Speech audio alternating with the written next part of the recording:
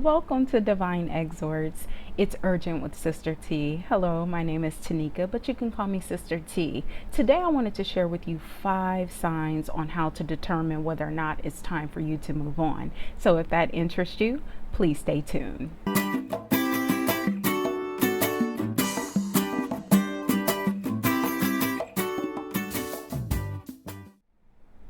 So how to determine whether or not it's time to move on.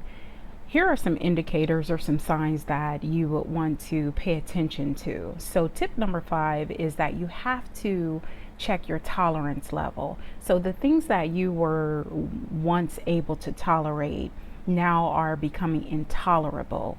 So that is an indicator that something needs to change. Something is going on that's disrupting something within you. So and sometimes it's not always a bad indicator. It just means you're not fulfilled where you are, and so you need to change. And maybe you need to change 1 or 2 things, or maybe you need to change the entire situation. So that is up to you, but please don't disregard it. You want to take some time and think about, well, what is it that you are not willing to tolerate? And those are questions that we tend to overlook, and then sometimes, for some of us, we don't communicate well. So the things that irritate you or frustrate you or cause you to shut down, once it's piled up so much and you can't take anymore, then you have a tendency, or we have a tendency, to explode. And nobody knows, why are you so mad about that situation? And that's because your tolerance level has changed and you didn't address it. And so you have to address it. And yes, it's uncomfortable, and sometimes you have to have that uncomfortable conversation. Hey, what you're doing is negatively impacting me. So, for me to stay here at this job, or for me to, stay connected with you as far as our friendship is concerned, this is happening, when you do A, B, C, and D, or, is there something that I'm doing that's causing you to respond this way? So you need to investigate why that level of tolerance has changed. And a lot of times it happens over a period of time. So it's not something that just happens overnight, because in order for your tolerance level to change, you have to have been in that situation for a period of time in order to even notice a change. So just make sure that you check your tolerance level, because it could serve as an indicator that it's time to move, or to move on, or a time to change, or that your season has changed. You're coming out of one season and into a new season, or if you want to say one chapter of your life into a new chapter. Whatever the case may be, change has to take place. So tip number 4, doors close through unjustifiable circumstances. So what that means is there are some subtle hostilities within that environment that turns into a means to an end, and it's usually not in your favor. So pretty much you're being strung along to appease someone or an organization or whoever it may be. So you do need to take that into consideration when you are making the decision whether to stay or to move on, because your worth and your value, you cannot entrust that into other people. So whereas we may trust someone to have our best interest at heart, you cannot assume that everybody thinks the way you do. So where you may not intentionally, lie on someone or try to ruin their reputation, or, lie to them and say, hey, you're we're going to keep you, here so you don't have to worry about anything. And then, within the same breath, oh, we decided to let you go. So you cannot expect others to value you and understand what is taking place in your life, or what your goals, your aspirations, your dreams are, if you aren't willing to recognize when you are not being valued. And that's something that you do need to pay attention to, because that can be a determining factor or an indicator that it's time to move on. So tip number 3, disconnection from what's familiar. So basically what happens is there's a severing of the known to pursue what is unknown. So this should serve as a clear indication that you have outgrown where you are. So what tends to happen is, when we get so comfortable with that which is familiar, we can become complacent or stagnate our growth any further. So when there is a window of opportunity, which, as many of us know, oftentimes the window of opportunity is not open for a long period of time. So that could help you to determine whether or not you need to stay or if it's time to move on. So that is something that you do need to consider.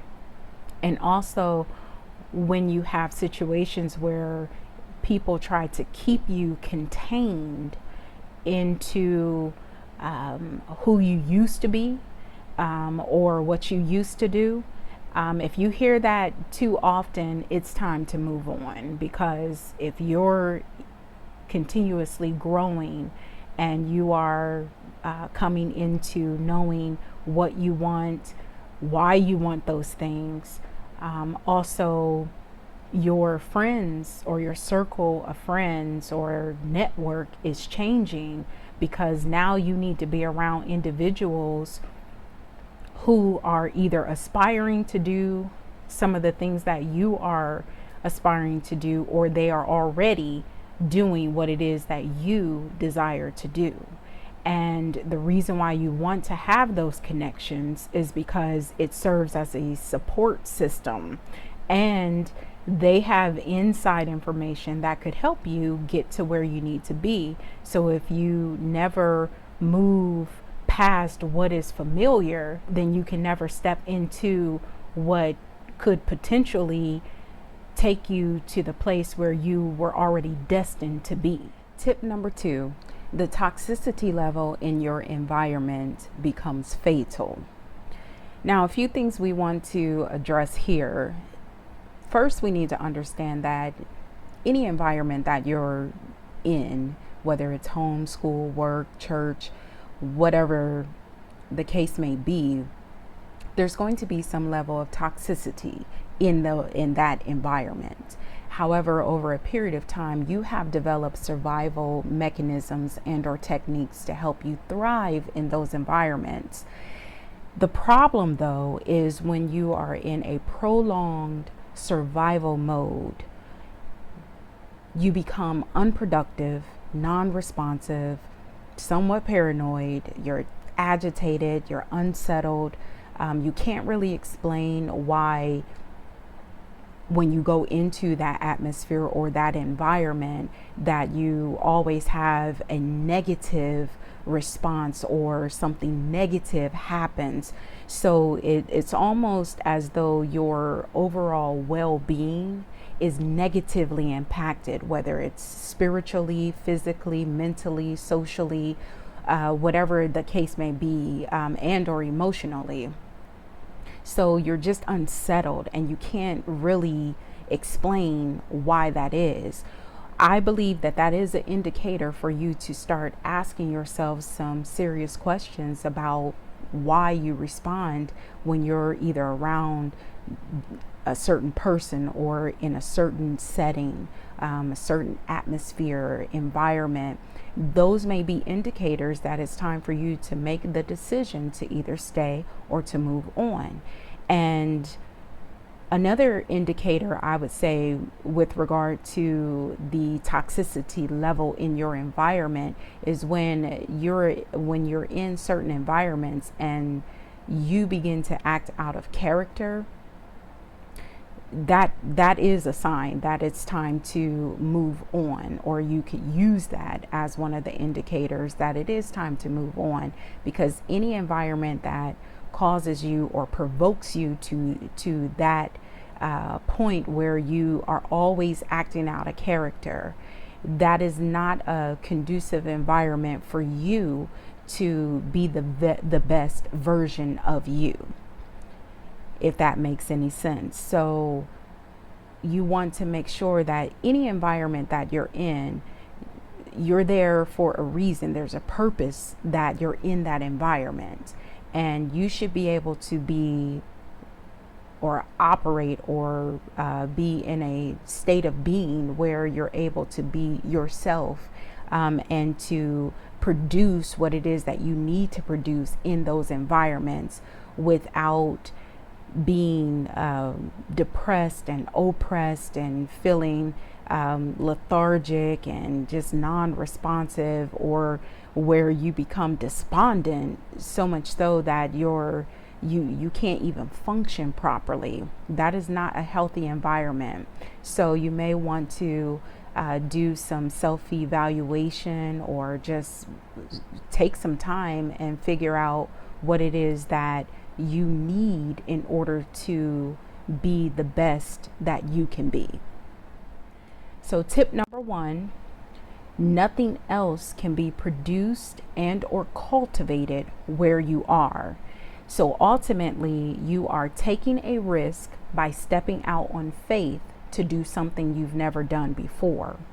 So with that being said, you still have to plan, prepare, and implement an exit strategy, because ultimately you do want to have a graceful exit.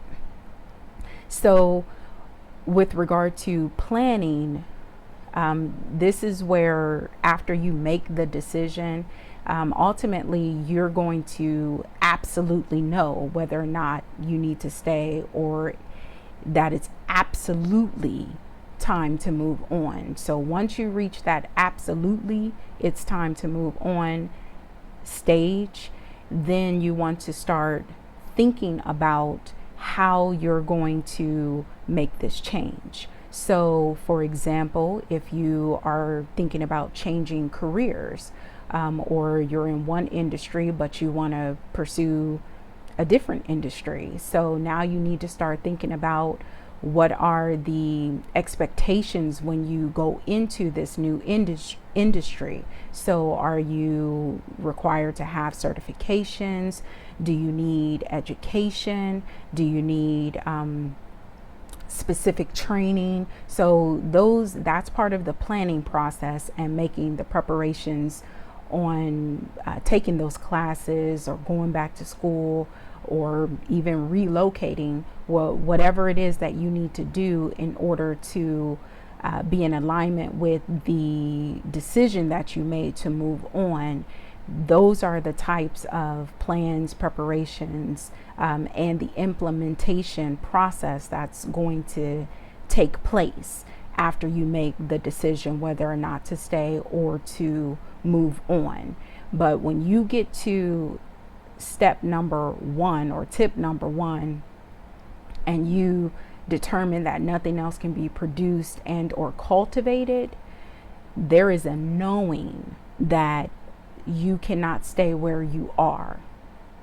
I hope these 5 signs were helpful in making a decision to move on. If you would like to see more content like this, be sure to like this video, subscribe to this channel, and leave a comment below. Thank you for watching, and until next time, be sure to look behind you to make sure that goodness and mercy are following you into your next season.